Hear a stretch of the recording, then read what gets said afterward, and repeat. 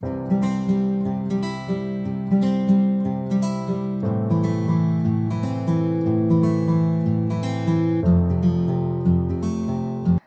বন্ধু বান্ধৱীসকল, জাগৃতিলৈ আপোনালোকক স্বাগতম। আমি ক্ৰমাগতভাৱে ৰাজনীতি বিজ্ঞানৰ পাঠটো আলোচনা কৰি আছোঁ। বৰ্তমান আমি নিৰ্দেশাত্মক নীতিসমূহৰ বিষয়ে আলোচনা কৰি আছোঁ। নিৰ্দেশাত্মক নীতিসমূহ সংবিধানৰ ৪ৰ্থ খণ্ড অৰ্থাৎ পাৰ্ট 4 আৰু আৰ্টিকল 36ৰ পৰা 51লৈকে আছে।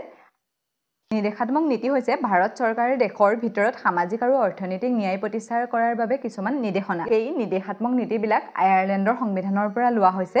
অনুচ্ছেদ 36ত ৰাষ্ট্ৰৰ বিষয়ে আলোচনা কৰা হৈছে বা ৰাষ্ট্ৰৰ সংজ্ঞা দিয়া হৈছে। এলে আৰ্টিকল 37ত কোৱা হৈছে যে নিৰ্দেশাত্মক নীতিসমূহক লৈ ন্যায়ালয়ত বাদ বিবাদ কৰিব নোৱাৰিব। অৰ্থাৎ মানে যিবিলাক আমাৰ নিৰ্দেশাত্মক নীতি দিয়া হৈছে সেই নিৰ্দেশাত্মক নীতিবিলাক লৈ আমি আদালতত হাজিৰ হ'ব নোৱাৰোঁ, কিন্তু আমি যদি মৌলিক অধিকাৰ ভংগ হয় তেনেহ'লে আমি ডাইৰেক্ট সুপ্ৰিম কোৰ্টৰ কাষ চাপিব পাৰোঁ। তাৰ পাছত আহিলে আৰ্টিকল 38ত কোৱা হৈছে যে চৰকাৰে জনসাধাৰণৰ কল্যাণৰ বাবে কাম কৰিব আৰু যাৰ জৰিয়তে সামাজিক আৰু আৰ্থিক একতা আহিব। আৰ্টিকল 39ত কোৱা হৈছে যে সমান কামৰ বাবে সমান দৰমহা দিব লাগিব, তাক পুৰুষ বা মহিলা হিচাপে বিভাজন কৰিব। এজন পুৰুষ বা কোনোবা এগৰাকী মহিলাই যদি একেটা কামেকে কৰি থাকে তেনেহ'লে দুইজনকে সমান দৰমহা দিব লাগিব। তাৰ পাছত আহিলে 39 কত কোৱা হৈছে যে যদি কোনোবা এজন লোকৰ হাতত পইচা নাথাকে বা তেওঁ কিবা কাৰণে আইনী সহায় ল'বলগীয়া হয়, তেতিয়া যদি তেওঁ সহায় ল'ব নোৱাৰে তেতিয়া তেওঁ চৰকাৰৰ পৰা সহায় ভিক্ষা কৰিব পাৰে আৰু চৰকাৰে তেতিয়া তেওঁ আইনীভাৱে সহায় কৰিব। তাৰ পাছত আহিলে আৰ্টিকল 40ত গাঁও পঞ্চায়তৰ কথা উল্লেখ কৰা হৈছে। পোনপ্ৰথমবাৰৰ বাবে ৰাজস্থানত 1959 চনৰ 2 অক্টোবৰত গাঁও পঞ্চায়ত ষ্টাৰ্ট কৰা হৈছিলে। ঠিক আছে, আমি এইখিনিলৈকে ডিটেইলছত আলোচনা কৰি থোৱা আছে। আজি আমি আলোচনা কৰিম আৰ্টিকল 41ৰ পৰা। বাকী আগৰখিনি আপোনালোকে আগৰ ভিডিঅ'টোত চাই ল'ব, গোটেইখিনি ডিটেইলছত পোৱা আছে। আজি আমি 41ৰ পৰা আলোচনা কৰিম। এই 41 নং অনুচ্ছেদটোত কোৱা হৈছে যে কিছুমান ক্ষেত্ৰত চৰকাৰে চৰকাৰী সহায় আগবঢ়াব। আৰু এইটো কিছুমান ক্ষেত্ৰতহে দেই, সকলো ক্ষেত্ৰতে চৰকাৰী সহায় আগবঢ়োৱাৰ কথা কোৱা নাই। ইয়াত কিছুমান ক্ষেত্ৰত চৰকাৰে মানে আমাৰ লোকসকলক সহায় কৰিব। আৰু তেনেকুৱা ধৰক কি হয়, আমাৰ বৃদ্ধ হ'লে কোনোবা এজন লোকে বৃদ্ধ হ'লে কাম বন কৰিব নোৱাৰা হৈ যায়, তেতিয়া তেওঁ চলিবলৈ বা পইচা পাতি নাইকিয়া হৈ যায়। সেই সময়ত সেই বৃদ্ধ লোকজনক যে আমাৰ বৃদ্ধ পেঞ্চন দিয়ে, তেনেকৈ বৃদ্ধ পেঞ্চন দিয়াৰ কথা কৈছে বা সেই বৃদ্ধ লোকজনক সহায় কৰাৰ কথা কৈছে। বা তেনেকৈ ধৰক কোনোবা এগৰাকী মহিলা বিধৱা হ'লে তেওঁৰ ধৰক হাজবেণ্ড যেতিয়া নাথাকে তেতিয়া তেওঁৰ চলিবলৈ দিগদাৰ হয়, তেতিয়া তেওঁক বিধৱা পেঞ্চন দিয়ে চৰকাৰে। আমি সেইবিলাকতো পাই আছোঁ ন, সেই সহায়বিলাকৰ কথা কৈছে। যে অকল এনেকুৱা নহয় যে বিধৱা পেঞ্চন দিব, বৃদ্ধ পেঞ্চন দিব, তেনেকুৱা নহয়, এনেকুৱা বহুত দিশ আছে। ধৰক তেনেকৈ ক'বলৈ হ'লে আমাৰ কেতিয়াবা কিছুমান এনেকুৱা অসুখ আছে যিবিলাক অসুখ আমি নিজৰ ঘৰৰ বা কোনোবা এজন লোকৰ সামৰ্থ্য নাথাকে সেই অসুখটো ভাল কৰিবলৈ। বহুত ডাঙৰ ডাঙৰ অসুখ আছে, সেই অসুখবিলাক ভাল কৰিবৰ কাৰণে চৰকাৰে সহায় কৰে। আমি সকলোৱে আয়ুষ্মান কাৰ্ডৰ কথা শুনিছোঁ ন, সেই আয়ুষ্মান কাৰ্ডৰ জৰিয়তে কি কৰা হয়, যদি কাৰোবাৰ অসুখ হয় তেতিয়া যদি তেওঁ সেই অসুখৰ খৰচখিনি আমাৰ চৰকাৰে বহন কৰে। আমি এতিয়া ক'ব পাৰোঁ যে আমাৰ 41 নং অনুচ্ছেদত কোৱা হৈছে যে চৰকাৰে জনকল্যাণমূলক কাম কৰিব লাগিব। জনকল্যাণমূলক মানে সেইখিনিয়ে ধৰক বিধৱা পেঞ্চন, বৃদ্ধ পেঞ্চন, মানে আমাৰ সমাজৰ যিসকল লোক পীড়িত বা শোষিত, তেওঁলোকৰ বিভিন্ন ধৰণৰ সমস্যাৰ সন্মুখীন হৈছে, সেই সকলো লোকক সহায় কৰা। ঠিক আছে, তাৰ পাছত আহিলে আৰ্টিকল 42ত দুটা কথা কোৱা হৈছে। ফাৰ্ষ্ট হ'ল কাম কৰিবৰ বাবে ভাল সুবিধা প্ৰদান কৰিব লাগিব আৰু প্ৰসূতিসকলক সহায়ৰ হাত আগবঢ়াব লাগিব। আমাৰ কাম কৰিবলৈ ভাল সুবিধা দিব লাগিব মানে কি হয়, ধৰক কোনোবা এটা জেগাত কোনোবা কেইজনমান লোকে কাম কৰি আছে, সেই কাম কৰা পৰিৱেশটো ভাল হ'ব লাগিব। এনেকুৱা নহয় যে তেওঁলোকক য'তে ত'তে নি পেলাই কাম কৰাব। ধৰক বহুত বেয়া জেগা, তেওঁলোকে কাম কৰিবৰ বাবে সেই জেগাখিনি উপযুক্ত নহয়, তেওঁলোকে বহুত গোন্ধ বা বেয়া কিবা কিবি আহি থাকে, সেই জেগাখিনিত কাম কৰাৰ বাবে সুবিধাজনক হয় জানো? সুবিধাজনক নহয়। বা তেওঁলোকে সেই জেগাখিনি যদি শান্তিৰে কাম কৰিব নোৱাৰে, তেওঁ কাম কৰাত মন দিব পাৰিব জানো? সেই তেনেকুৱা কথা কিছুমান কোৱা হৈছে। যদি মানে কোনোবা এজন লোকে কোনোবা এটা জেগাত কাম কৰে, সেই কাম কৰা জেগাটো শান্তিপূৰ্ণ পৰিৱেশ বা তেওঁ কাম কৰিবৰ বাবে ভাল হ'ব লাগিব। বা তেনেকৈ ধৰক কোনোবা এজন লোকে কাম কৰি আছে, তেওঁৰ কিবা কাৰণে বেমাৰ হ'লে তেওঁ ধৰক তেওঁ যিটো কাম কৰি আছে সেই কামটো কৰিব নোৱাৰে বা তেওঁক পাতল কাম এটা কৰিবলৈ দিব লাগিব। সেই যিখিনি সহায় কৰা বা যিখিনি সুবিধা দিয়া, সেই সুবিধাখিনিৰ কথা কোৱা হৈছে। ইয়াত আৰু প্ৰসূতি সকাহৰ কথা কোৱা হৈছে। যেতিয়া কোনোবা এগৰাকী মহিলা গৰ্ভৱতী হয়, তেতিয়া মানে তেওঁৰ শৰীৰৰ যেতিয়া বেলেঞ্চটো একে নাথাকে, তেওঁ সেই কাম কৰাৰ উদ্যমটো একেটা নাথাকে, মানে তেওঁ কৰিব নোৱাৰে। আৰু সেইকাৰণে কি কৰিছে, সেই প্ৰসূতিগৰাকীক কোনোবা এগৰাকী প্ৰসূতিক তেওঁ সন্তান জন্ম হোৱাৰ 3 মাহৰ আগত আৰু সন্তান জন্ম হোৱাৰ 3 মাহৰ পাছলৈকে আমাৰ চৰকাৰে ছুটি দিয়ে। আমি সেইটো কথা গম পাওঁৱেই যে কাৰণ সেই সময়খিনিত তেওঁ শাৰীৰিক আৰু মানসিক স্থিতিটো একে নাথাকে সেই মহিলাগৰাকীক যদি সেই সময়ত কামত লগাই ৰখা হয় তেওঁৰ কাৰণেতো বিপদযুক্তই আৰু তেওঁৰ সন্তানটোৰ কাৰণে বিপদযুক্ত সেইকাৰণে সেই কথাখিনিত গুৰুত্ব দিয়াৰ কথা কৈছে মানে আমি এইটো ক'ব পাৰোঁ যে আৰ্টিকল 42 কৰিবৰ বাবে শ্ৰমিকসকলক ভাল সুবিধা প্ৰদান কৰা আৰু পশুধীসকলক সহায় কৰা আৰু এইটো আকৌ এনেকুৱা নহয় যে চৰকাৰী কামৰ ক্ষেত্ৰত যে সন্তান জন্ম হৈ থাকিব তেওঁক সহায় কৰি থাকিব তেনেকুৱা নহয় আমাৰ দুটা সন্তানলৈকে চৰকাৰে সহায় কৰে তাৰ পাছত আহোঁ আৰ্টিকল 43 লৈ 43টো আমাৰ কাৰখানা বা ফেক্টৰীত কাম কৰাৰ লগত জড়িত আমাৰ যিসকল শ্ৰমিকে ফেক্টৰীত বা কোনো ধৰণৰ কাৰখানাত কাম কৰে তেওঁলোকক মানে কোৱা হৈছে যে তেওঁলোকক জীয়াই থাকিব পৰাকৈ বা জীৱন নিৰ্বাহ কৰিব পৰাকৈ পইচা দিব লাগিব মানে এইটো কোৱা হৈছে যে কোনোবা এজন লোকে কোম্পানী এটা বা ফেক্টৰী এটাত কাম কৰে তেওঁ গোটেই দিনৰ দিনটো তাত কাম কৰিলে কাম কৰি গধূলি সময়ত যদি তেওঁক 50 টকা এটা দিয়ে তেওঁ চলিব পাৰিব জানো তেওঁ কি কৰিব তেওঁ খাবলৈ হ'বনে 50 টকাতে তেওঁ ঘৰলৈ কিবা নিবনে সেই কথাটো কোৱা হৈছে যে তুমি যেতিয়া কাৰোবাক কামত লগাবা বা কোনোবা এটা কোম্পানী বা ফেক্টৰীয়ে তোমাক কামত লগাব এনেকুৱাকৈ পইচা দিব লাগিব যে তেওঁ জীৱন নিৰ্বাহ কৰিব পাৰে তেওঁ দিনটো তাত কাম কৰি তেওঁ এসাঁজ ভালকৈ খাব পাৰিব লাগিব সেই তাৰ কথা কোৱা হৈছে মানে আমি এনেকৈ ক'ব পাৰোঁ যে জীৱন নিৰ্বাহৰ বাবে তেওঁক প্ৰয়োজনীয় দৰমহা বা মজদুৰি দিব লাগে তাৰ পাছত আহোঁ 43 কটো আমাৰ ইম্পৰ্টেণ্ট হয় 43 কত কি কোৱা হৈছে যে কোম্পানীবিলাকৰ উচ্চ পদস্থ বিষয়াসকলে কিছুমান সিদ্ধান্ত লয় আমি দেখিছোঁ আমি প্ৰত্যেকটো ক্ষেত্ৰত আমাৰ যোনখিনি লেবাৰ থাকে সেই লেবাৰখিনিৰ পৰা সিদ্ধান্ত লয় জানো লেবাৰখিনিৰ পৰা সিদ্ধান্ত নলয় আৰু যিখিনি কাম কৰে উচ্চ পদস্থ বিষয়াসকলে কাম কৰে কিন্তু ইয়াত কি কোৱা হৈছে যে যদি কিবা এটা সিদ্ধান্ত লোৱা হয় তেতিয়া সেই মজদুৰবিলাকক বা তেওঁলোকতকৈ তলৰ যিখিনি লোক আছে তেওঁলোকৰ পৰাও কিছুমান সুধিবলগীয়া থাকে কাৰণ তেওঁলোকৰ হাতত গ্ৰাউণ্ড লেভেলটোৰ খবৰ থাকে ন ওপৰৰ লেভেলৰখিনি ওপৰৰখিনি গম পায় আৰু গ্ৰাউণ্ড লেভেলৰ বা তেওঁলোকে তলত কাম কৰি আছে তেওঁলোকে তলৰ কথাখিনি তেওঁলোকে গম পায় ধৰক কেনেকুৱা ধৰণৰ ধৰক কোনোবা এটা কোম্পানীয়ে মিঠাতেল বনাই আছে সেই মিঠাতেল বনোৱা কোম্পানীয়ে যেনিবা বহুত ডাঙৰকৈ অৰ্ডাৰ এটা পালে যে আমি ইমানখিনি মিঠাতেল বনাব লাগে তেতিয়া তেওঁলোকৰ সেই উচ্চ পদস্থ বিষয়াসকলে পাতিলে যে আমি ইমানখিনি সৰিয়হ আমুকৰ পৰা ল'ম ঠিক আছে আমি তলৰ কৰ্মচাৰীখিনিয়ে গম নাপায় আগতে কি কৰে সেই তলৰ কৰ্মচাৰীখিনিয়ে আনে ক'ৰ পৰা আনে তাত চেপে মেলে সেইখিনি কাম তেওঁলোকে কৰি থাকে যদি তেওঁলোকক সুধিলেহেঁতেন যে আমি ক'ৰ পৰা ল'ম সেই বস্তুটো তেতিয়া কি হ'ব ক'ৰ পৰা ল'ম বুলি যদি সোধে তেওঁলোকে গম পাব যে আমুকৰ জেগাটোৰ সৰিয়হটো ভাল আমি তাৰ পৰা ল'ব পাৰোঁ সেই কথাটো কোৱা হৈছে যে যেতিয়া ওপৰৰ যিখিনি উচ্চপদস্থ ব্যক্তি থাকে সেই উচ্চপদস্থ ব্যক্তিসকলে কিবা এটা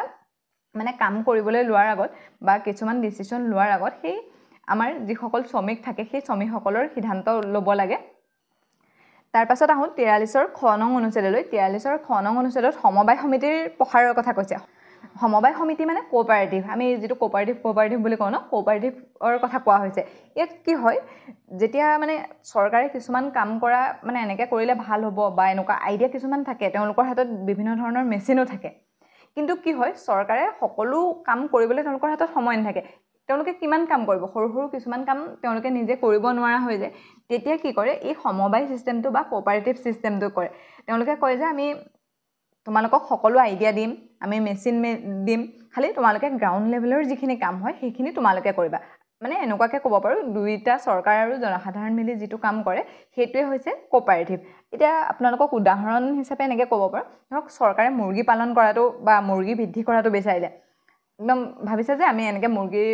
বৃদ্ধি কৰিব লাগিব বৃদ্ধি কৰিলে আমাৰ ইকনমিক ছেক্টৰটো ভাল হ'ব মানে ইকনমিক ভাল হ'ব আৰু সেইকাৰণে আমি মুৰ্গী বহুত পুহিব লাগিব তাৰ কাৰণেতো মানুহ লাগিব চৰকাৰেতো মুৰ্গী পুহিব নোৱাৰে বা এটা এক্সাম উলিয়াব নোৱাৰে যে মুৰ্গী পোহা এক্সাম আমি মুৰ্গী পোহা এক্সামটো দিলে যোনে যোনে পাছ কৰিব তেওঁলোকক মুৰ্গী দি দিম এনেকুৱা ধৰণৰ কথাটো নহয় ন তেতিয়া কি কৰে চৰকাৰে যিখিনি ডাটা দৰকাৰ হয় সেই ডাটাখিনি কালেক্ট কৰে ডাটাখিনি মানে এনেকুৱা ধৰণৰ ধৰক কোনটো প্ৰজাতিয়ে ভাল কোনটোৱে বেছি কণী দিব কোনটো ৰাখিলে আমি কি দানা খুৱাব লাগিব সেই কথাখিনি কৃষকক জনাই দিব আৰু কৃষকে কি কৰিব এইটো ধৰক ট্ৰেইনিং দিব তেওঁলোকক যে এনেকুৱাকৈ কাম কৰিলে আমি ইমানখিনি উৎপাদন পাম আৰু সেই মানুহখিনিক সেই কামটোত লগাই দিব ধৰক আপুনি মই ট্ৰেইনিং ল'লোঁ আমাৰ লগত আৰু কাৰোবাক আমি লগত আনিলোঁ তেওঁলোকক আমি শিকালোঁ সকলোৱে সেই মিলিজুলি যিটো কাম কৰে সেইটো কোঅপাৰেটিভ কোৱা হয় আৰু সেইটো ক'ত আছে 43 খত আৰু আমি সকলোৱে নিশ্চয় শুনিছোঁ ন গাখীৰৰ ছ'চাইটি বা গাখীৰৰ মানে যোনখিনি সমবায় সেই গাখীৰৰ সমবায়টো চলি থকাৰ কথা শুনিছোঁ তাত যে গাখীৰ আনি পেলাই সেই সমবায়টোত দিয়েহি তাৰ পৰা ডিষ্ট্ৰিবিউশ্যন হৈ কলৈ নিব লাগে সেইখিনি কাম কৰে সেই তেনেকুৱা ধৰণৰ কথা কোৱা হৈছে ঠিক আছে তাৰ পাছত আহোঁ আৰ্টিকল 44লৈ 44টো বহুত ইম্পৰ্টেণ্ট হয় ইয়াত ইউনিফৰ্ম চিভিল কোডৰ কথা কোৱা হৈছে আৰু এইটো কি আমি এতিয়া চাম ইউনিফৰ্ম চিভিল কোড মানে কি হয় আমাৰ গোটেই ভাৰতখনৰ এখন সংবিধানৰ আণ্ডাৰত আমি চলোঁ নাই সকলোৰে মাজত আমাৰ আমি সংবিধানত যিখিনি কথা লিখিছে আমি সকলোৱে মানিব লাগিব আজি কোনোবা পুৰুষ কোনোবা মহিলা এনেকেতো মানিলে নহ'ব ইউনিফৰ্ম মানে হৈছে একে আৰু কোৰ্ট মানে হৈছে আইন কানুন মানে ইয়াত এইটো কোৱা হৈছে যে সকলোৱে একে আইন কানুন বা নিয়ম নীতি মানি চলিব লাগিব ইয়াত বিশেষকৈ বিয়া বিবাহ বিচ্ছেদ আৰু উত্তৰাধিকাৰীৰ কথা আহে বিবাহ মানে কি হয় আগতে এনেকুৱা আছিলে ধৰক সকলোৰে মাজৰ নীতি নিয়মবিলাক বেলেগ বেলেগ ইয়াত নীতি নিয়ম মানে এনেকুৱা কথা কোৱা নাই ধৰক আমাৰ মুছলমানসকলৰ বিবাহ কৰাৰ প্ৰক্ৰিয়াটো বেলেগ আৰু হিন্দুসকলৰ বিয়া কৰাৰ প্ৰক্ৰিয়াটো বেলেগ আমি সকলোৱে নিশ্চয় জানো আমাৰ হিন্দুসকলে কি কৰে মানে সাত পাক ঘূৰে হোমৰ গুৰিত সাত পাক ঘূৰে তেনেকৈ তেওঁলোকে বিবাহ কৰে আৰু ধৰক মুছলমানসকলে কি কৰে কাবুল কৰে বা মানে নিকাহ কাবুল কৰে তেনেকৈ তেওঁলোকৰ বিবাহ হয় ইয়াত সেই ৰীতি নীতি বেলেগ বা তেনেকুৱা ধৰণৰ কথা কোৱা নাই আমাৰ হিন্দু ধৰ্মতো ৰীতি নীতি চবৰে বেলেগ বেলেগ কোনোবাই আজি বিধি পাঠ কৰিছে কোনোবাই হোম যজ্ঞ কৰাইছে কোনোবাই চকলং বিয়া পাতিছে সকলোৰে মাজত নীতি নিয়মবোৰ বেলেগ বেলেগ নহয় জানো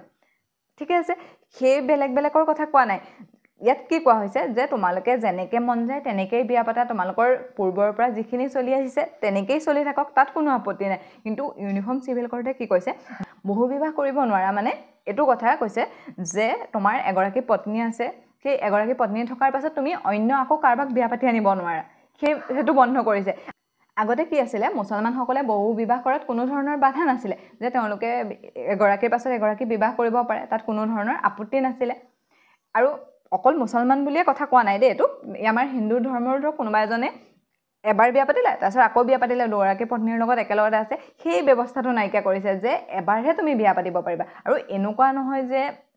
এবাৰ বিয়া পাতিব পাৰিবা মানে এইটো নহয় যে তুমি কাৰোবাৰ লগত ডিভোৰ্চ হ'ল কিছুমান কণ্ডিশ্যন থাকে সেই কণ্ডিশ্যনবিলাকৰ কোনোবা এজন পতি বা কোনোবা এগৰাকী পত্নীৰ মাজত তেওঁলোকৰ ডিভোৰ্চ হৈ গ'ল আইনীভাৱে ডিভোৰ্চ হৈ গ'ল তাৰ পাছত বিয়া পাতিব পাৰিব সেইটো কথা কোৱা নাই কিন্তু ধৰক এগৰাকী পত্নী থকাৰ পাছত তুমি অইন এগৰাকীক বিয়া পাতিব নোৱাৰা সেইটো সকলোৰ কাৰণে সমান আজি যদি ধৰ্ম মুছলমান ধৰ্মৰ মতে বহু বিবাহ প্ৰচলন থকাটো ভাল বুলিও আছিলে বা হিন্দু ধৰ্মৰ মতে বহু বিবাহ প্ৰচলনটো ভাল বুলিও আছিলে সেইটো মানিব নোৱাৰিব সেইটো সকলোৰ কাৰণে সমান ধৰ্মৰ মতে নহয় সেইটো কিহৰ মতে হ'ব ইউনিফৰ্ম চিভিল কোৰ্টৰ মতে হ'ব ঠিক আছে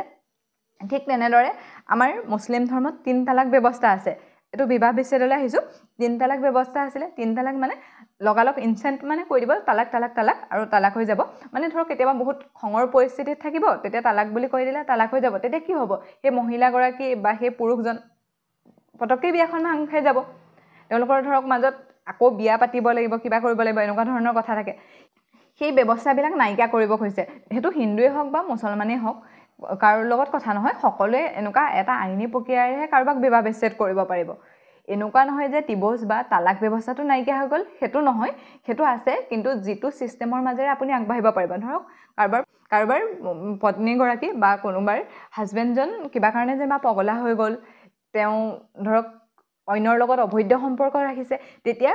সেই কোৰ্টৰ যিখিনি নিয়ম কানুন আছে সেই নিয়ম কানুনৰ মাজেহে তেওঁলোকে ডিভোৰ্চ কৰিব পাৰিব সেইটো কোনো ধৰক পুৰুষ মহিলা হিন্দু মুছলমান তেনেকৈ নহয় সকলোৰ কাৰণে সেই সমানেই হয় আৰু সমানভাৱেহে সেইটো বিবাহ বিচ্ছেদ কৰিব পাৰিব আকৌ ঠিক তেনেদৰে আগতে কি আছিলে বাল্য বিবাহ প্ৰচলন আছিলে ইমান বছৰত বা 12-13 বছৰত ছোৱালীগৰাকী বিয়া দিব লাগে সেই সিমান সময়ত বিয়া দিলেহে ভাল